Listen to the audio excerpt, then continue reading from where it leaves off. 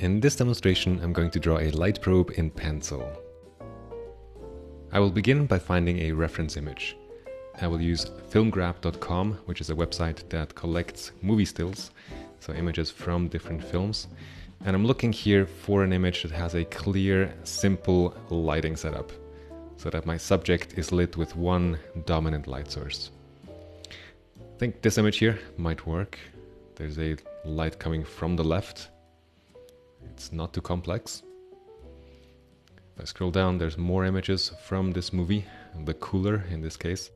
But looking through these, I think the image from the top is actually gonna work well. So I'm choosing this image and I'll download it and put it on my phone. You can also print it if that's easier for you. The materials I'm using are a 2B pencil, a 2H pencil, a mechanical eraser, and a kneadable eraser. Plus my phone for the reference. And there's one more tool that might be helpful, which is a lid or circular object of some sort. And I will use this to trace a perfect circle. When I recorded the demo, I did a few tries, and I think this is the smoothest workflow. So the light direction is coming from the left.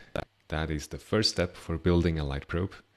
Then I'll draw a line at a right angle to the light direction, and that is going to be the major axis of our terminator ellipse.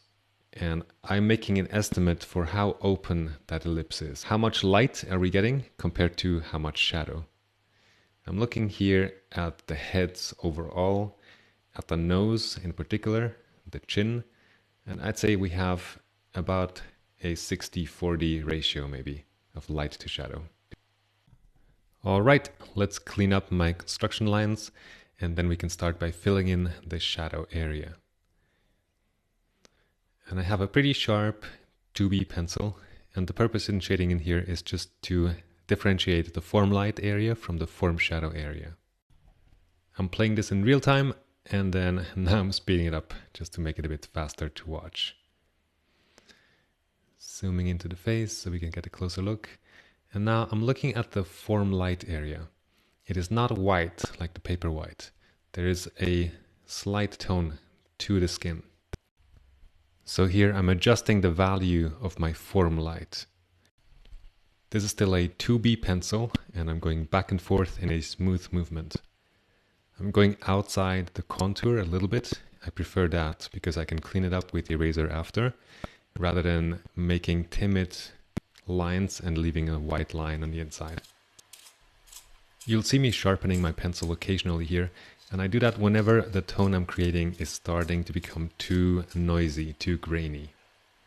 So I want to keep a sharp point.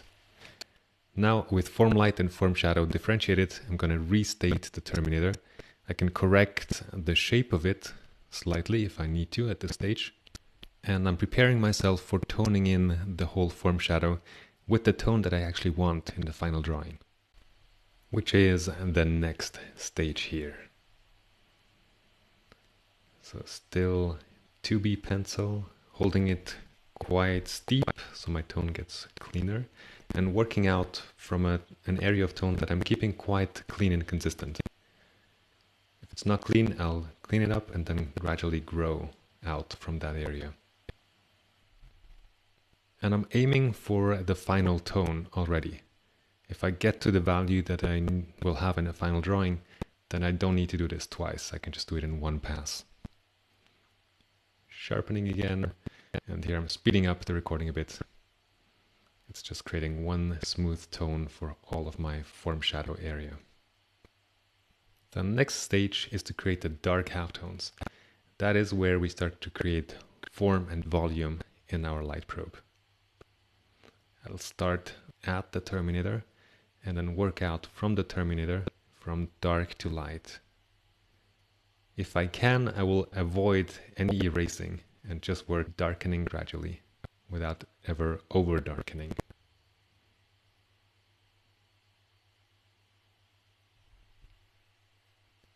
And remember, the closer you get to the center light area, the more subtly you have to shade, the more finicky your halftones are going to get. Next, we'll add the reflected light, but not by erasing, but instead by darkening the core shadow slightly. Sometimes we have to erase a bit, but in this case I think I can push a touch darker and get the effect this way. I'm also cleaning up the tone, and I think this is going to be most of the remaining time. I'm just evening out, hunting for the islands. I'm using my 2H pencil now and getting into the grain. The key of my technique of island hunting is to work big to small. So I'm identifying large islands first, large patches of tone, and I'll even them out. If it's a light patch, I'll darken it to match the surrounding area. If it's a dark patch, I'll lighten it with the eraser to match its surrounding area.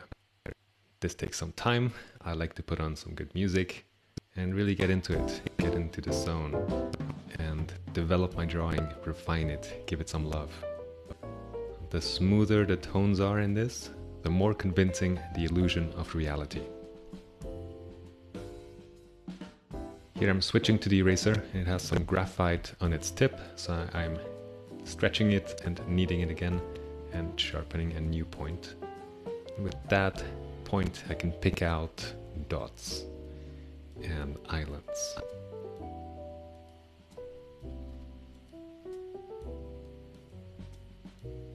I'm just gently caressing.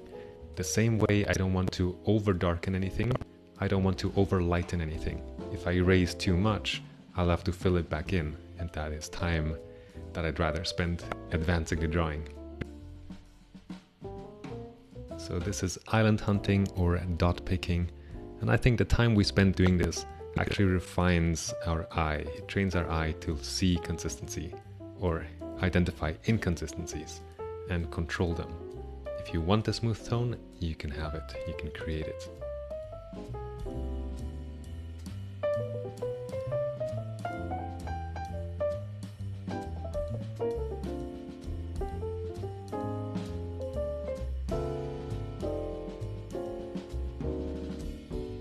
Here I'm cleaning up the contour with my mechanical eraser, and the kneadable eraser really isn't very good for this because it would make an edge that's too soft.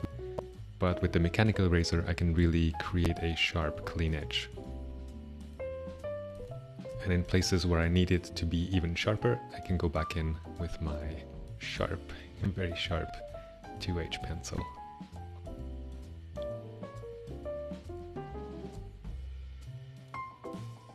We are in the final stretch.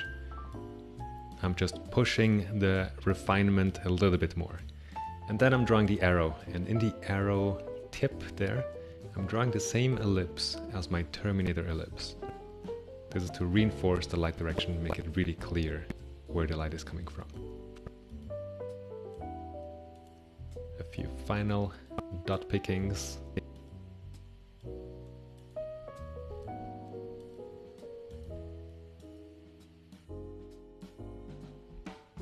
And here we have the final drawing. I hope this was useful, and I wish you a fun light probe assignment. Good luck.